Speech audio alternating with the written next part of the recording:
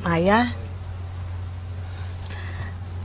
alam mo, nung nabalitaan kong nahuli kayo ng Tito Rod mo, tas ibinalik kayo dito, nag-alala ako.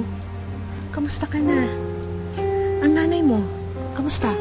Nandoon po sa loob, kasama si Tito Rod. Sinasaktan na naman ba ng Tito Rod mo ang nanay mo? Nakipagbati na si nanay kay Tito Rod, kaya hindi na siya sasaktan nun. Sabi pa nga ni nanay, hindi na raw kami aalis. Hindi na raw namin iiwan si Tito Rod, kaya galit ako sa kanya.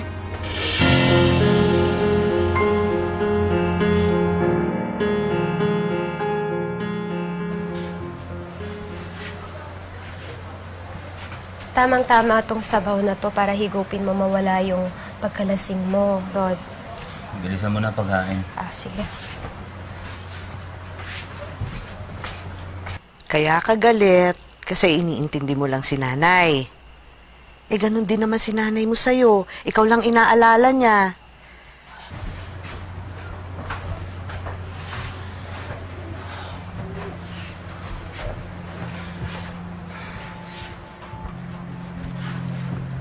Akala ko ba may atraso sa yung babaeng yan? Ba't parang walang nangyari? Nag-uusap na kami ni Seni. At naniwala ka naman kaagad.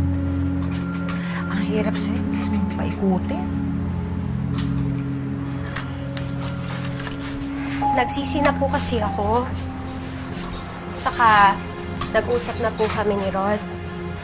Alam ko na po ngayon kung saan po ako lulugar. Buti pa kumain na tayo siya. Huwag niyo na pagdiskitan si Seni.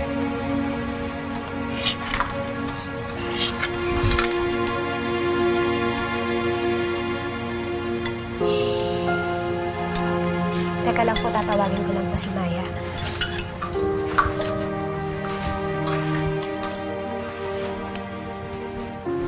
Talagang pababayaan mo yung babaeng yun lumabas mag-isa? Eh, paano kung tumakas na talaga yun?